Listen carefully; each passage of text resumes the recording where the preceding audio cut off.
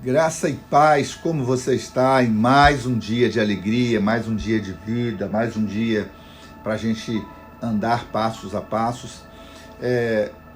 Para quem tem uma longa jornada, quando você dá o primeiro passo, você começou a conquistar o seu objetivo, o seu alvo.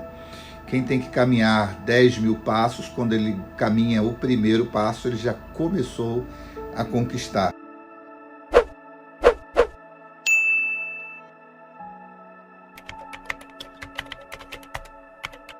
Nesse capítulo 19, nesse texto, nessa jornada de sabedoria, a palavra de Deus diz aqui no versículo de número 23 do capítulo 19, o temor do Senhor encaminha para a vida, aquele que tem ficará satisfeito e não visitará mal algum. Quer dizer, quem caminha dentro do temor, quem sabe caminhar olhando para um lado, olhando para o outro, se desviando do que é certo, se desviando do que é errado, ele vai conseguir ter uma vida de retidão e caminhar num propósito reto. Quem não sabe para onde vai, não vai de maneira nenhuma a lugar algum. Então eu queria pontuar nesse início de caminhada, o primeiro degrau para mim, versículo 21 diz que muitos propósitos há no coração do homem.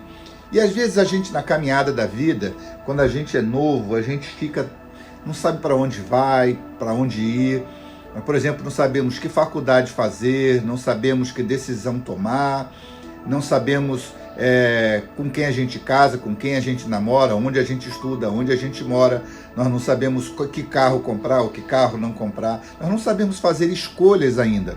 Por isso, Salomão diz aqui que muitos propósitos há no coração do homem. Por isso que a boca fala do que o coração está cheio.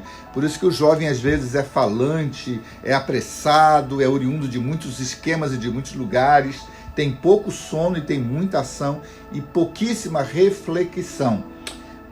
O que seria então propósito? Se muitos propósitos há no coração do homem, e aqui diz assim, olha, muitos propósitos há no coração do homem, mas o conselho do Senhor é que vai fazê-lo permanecer. Então, qual é o grande problema de não ter um propósito? É de não saber ouvir um conselho e de não saber ser permanente. As pessoas hoje são instáveis, então o conselho faz a gente permanecer. A falta de conselho faz a gente procurar em todo lugar. É como se a gente não tivesse um alvo. Disse que certa cidade tinha os melhores atiradores da época do faroeste, mas não era nada disso. Eles davam um tiro e depois do tiro eles iam lá e faziam um alvo. Aí todo mundo fala, rapaz, o povo dessa cidade aqui só acerta na mosca. E há muitas pessoas que primeiro elas estão fazendo. E quando elas acertam uma ou outra coisa, elas já gastaram muita munição, muito tempo, muito desperdício de tempo, e então elas acham ali o local onde elas vão tentar permanecer. Mas vamos tentar entender esse versículo então. Se muitos propósitos há no coração, o que significa propósito? Pró vem do grego ativo ou ir à frente. Se você quer, de fato, ir à frente das pessoas, se você quer chegar em primeiro lugar, você tem que, então, cumprir um propósito. As pessoas que conquistam são pessoas que têm propósito. Propósito fala de destino, de rumo, de direção, de afirmação, de mapa do tesouro. Então o texto diz, muitos propósitos há no coração do homem. Propósito nesse sentido estaria assim, muitas vontades, muitos sonhos, muitas intenções. A gente não sabe se é melhor um carro vermelho ou preto, se é melhor um branco ou um azul, se é melhor o telefone A, B ou C, se é melhor o curso tal ou outro tal. Por exemplo, uma pessoa que não sabe se é engenharia ou se ela vai estudar, por exemplo, filosofia. É uma pessoa que está dando 2 tiros em pontos totalmente diferentes. Se ela vai trabalhar mais em área de humanas ou se ela vai trabalhar mais em áreas de ciências exatas. Então essa pessoa precisa descobrir primeiro qual é o propósito dela aqui na Terra. Se cada pessoa no mundo tem uma digital totalmente diferente, eu quero te perguntar para iniciar, qual é o seu propósito no mundo? Para que você foi criado? Onde você deve ficar? Onde você deve chegar ao final da sua vida? Talvez a gente possa imaginar todos juntos aqui agora, de que o grande problema é onde nós vamos estar daqui a 10, 20, 30, 50 ou daqui a 100 anos. Se você não sabe onde você vai estar no final da sua vida, com certeza você não sabe por onde você começar. Propósito fala de direção, de rumo, fala então da maneira pela qual eu vou me comportar, eu vou me portar, que decisões eu vou tomar. Por exemplo, se eu sou alguém que é bom na área de ciências exatas, eu vou estudar, por exemplo, uma faculdade ligada a ciências exatas, como física, química, como matemática, como engenharia, cálculos. Então eu gosto muito dessa área e isso está ligado ao meu propósito. Se eu for fazer uma avaliação, por exemplo, da minha vida, eu vou estudar, por exemplo, o método de personalidade como DISC, DISC. Você vai entender que um homem que gosta muito de exatas, ele vai cair lá no C ou no S, alguém que faz cálculo, alguém que faz pesquisa, alguém que suporta ficar longo tempo dentro de um gabinete ou de um escritório fazendo cálculos. Então isso está ligado ao propósito. Então vamos tentar entender então o que é propósito, que vem dessa palavra grega de ir à frente. Talvez isso esteja ligado a como se você recebesse, por exemplo, agora um mapa de um tesouro e você pudesse andar então para descobrir aquele local e pegar um tesouro. Tem um grande tesouro no seu coração, quem sabe qual é o propósito da sua vida. E quem não sabe qual é o propósito da sua vida, quem não tem identidade, nem rumo, nem direção, sempre é gente que não permanece em lugar nenhum. E nesse próprio versículo, do versículo 21, diz: muitos propósitos há no coração do homem, mas o conselho do Senhor o faz permanecer. Então, quem tem propósito é alguém que aceita conselho, que aceita ser liderado, que aceita ser aconselhado, que aceita ser dirigido. Então, sabedoria está ligado a isso. É como se eu voltasse àquele velho refrão que dissesse que há 3 pessoas no mundo: o burro e o ignorante que nunca aprende, o inteligente que aprende com seus próprios erros e o sábio que aprende com o conselho dos outros. Então seja sábio, aprenda a ouvir bons conselhos para permanecer. Esse capítulo 19, ele fala que é melhor o pobre que anda na sua sinceridade do que o perverso de lábios. Então aqui a gente aprende mais um princípio para você cumprir o propósito da sua vida. Seja sincero, não seja mentiroso, não seja um fake news ambulante, não seja alguém que vive de mentiras. Quem conta uma mentira tem que contar uma segunda mentira. O tempo é amigo da verdade, o tempo é inimigo da mentira. Ande no caminho da sinceridade. Versículo 2 diz algo que é extremamente importante para você que está me ouvindo. Verso 2 diz: assim também ficar a alma sem conhecimento não é bom, e o que se apressa com seus pés peca. O que seria uma alma sem conhecimento? A palavra conhecimento é a palavra iadá, do hebraico aqui, que quer dizer conhecer. Eu, por exemplo, eu já fui na cidade onde a Júlia, que está do meu lado, nasceu e foi criada. A Júlia nasceu numa cidade baiana chamada Nova Viçosa. E aí eu fui lá uma vez, visitei, dei um passeio por lá, e eu falo que, se alguém me perguntar, eu conheço Nova Viçosa. Mas a Júlia está aqui do meu lado, viveu mais de 30 anos lá em Nova Viçosa, entendeu? Conhece tudo, conhece os campos, conhece os mares, já velejou pelos longos mares de Nova Viçosa. E a pergunta: quem conhece Nova Viçosa? Foi eu que cheguei na beira da praia e dei uma olhada, ou ela que viveu longos anos por lá? Talvez a palavra conhecer ela esteja muito mais ligada entre ser profundo, entre ser aberto, onde alguém que se dá a conhecer. Às vezes eu chego para as pessoas e eu pergunto: ei, como é que você está hoje? E o que o texto diz aqui é que, versículo 2 diz que assim também ficar a alma sem conhecimento não é bom. Existem muitas pessoas que estão ilhadas e que não se deixam conhecer. Você está aberto para ser conhecido? Você está aberto para ser avaliado? Você que está me ouvindo, se deixa ser conhecido? Você abre a sua alma? Você abre o seu mundo interior?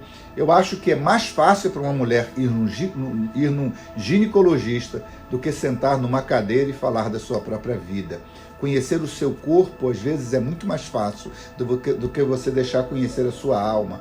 As pessoas hoje têm uma dificuldade muito grande. Nós somos rasos em conhecimento e, às vezes, até em autoconhecimento. Nós não nos conhecemos e não nos damos a conhecer. Por isso, o verso de número 2 diz que ficar a alma sem conhecimento não é bom. O que se apressa, peca. Nós somos muito apressados, muito corridos, muito ansiosos, e a gente não senta para falar sobre as nossas próprias fraquezas.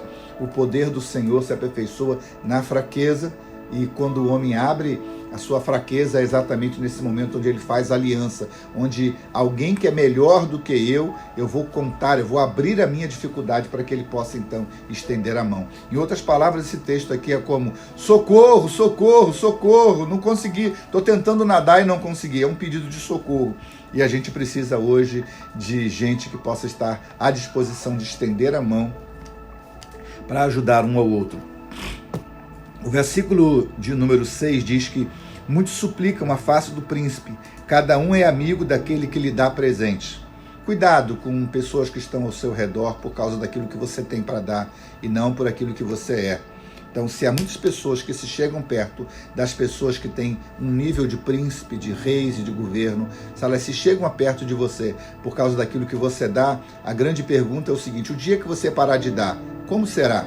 Os ingratos da minha vida são aquelas pessoas que um dia, por cansar de dar e não ver resultado nenhum, eu parei de dar. Como é a sua vida quando você para de dar seu tempo, dinheiro, cesta básica para quem é ingrato? O ingrato não tem tempo para ser grato por aquilo que ele recebeu. Ele esquece o saudosismo, e o ingrato é alguém que vive do hoje. O grato é alguém que não consegue se lembrar da história dele, de alguém que lhe estendeu a mão. Se as pessoas que ficam do seu lado são pessoas que ficam pelo que você tem na mão, joga elas fora. Fique com as pessoas que têm com aquilo que você tem no coração. Você é maior do que aquilo que você pode dar. Amém? Vamos passar adiante. O versículo de número 8 diz: o que adquire entendimento ama a sua alma, e o que conserva a inteligência achará o bem. Olha bem, o versículo 2 fala sobre conhecimento, o versículo 8 fala sobre entendimento. Eu quero te fazer uma pergunta: qual é a diferença entre conhecimento e entendimento? Quando você, por exemplo, você vê um relógio, você fala assim: poxa, esse relógio aqui é um relógio... Como é que você definiria esse relógio, Júlia? Esse relógio é um relógio o quê? Digital? Esse relógio é um relógio de uma nova tecnologia? Tá bom, então você conhece de relógio, parabéns. Não é um relógio analógico, não é isso? Então esse relógio aqui é dessas novas tecnologias. Então você já conhece o que é um relógio. Então a segunda pergunta que eu faço para você, depois de você saber que esse relógio é um relógio digital, não é um relógio analógico, né? É o seguinte: quanto custa esse relógio? Então saber o que é, ou conhecer, é para um grupo de pessoas. Entender é saber dar valor. Agora, quanto que esse relógio custa? Você vai achar um monte de relógios iguais a esse aqui, que são relógios que têm um valor entre 50, 80, 100, 150, 200, 300. Então, há muitos relógios que são muito parecidos, mas talvez você não saiba quanto este aqui custa. Esse aqui é um relógio que tem um valor um pouco maior do que alguns que você vai ver por aí. Esse relógio, por exemplo, aqui é a prova d'água. Esse relógio aqui me diz como está a minha pressão, como está a minha pulsação. Esse relógio aqui me diz como está, por exemplo, o meu batimento cardíaco. Esse relógio me diz como está o meu sono. Esse relógio aqui, ele tem uma playlist. Eu posso passear com ele ouvindo música. Esse relógio aqui me ajuda na minha caminhada. Então, saber que isso é um relógio é uma coisa, mas saber quanto ele vale já não é para qualquer um. Por isso o versículo de número 8 diz aqui: o que adquire entendimento ama a sua alma. Entenda bem uma coisa: quanto você vale? E é aí que eu quero te perguntar: quanto você custa? Qual é o seu valor?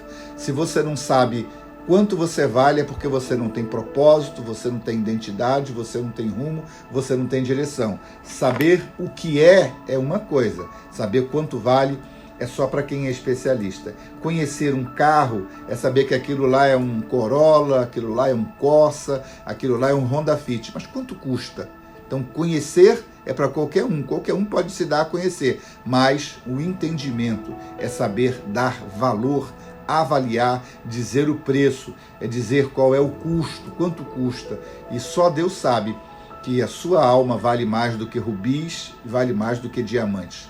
O Espírito Santo hoje está querendo ter a oportunidade de você abrir a sua boca, pedir para Ele conselho, para que você possa ter direção, você possa ter rumo certo, e eu e você estejamos andando dentro do rumo e do propósito que Deus preparou para a gente.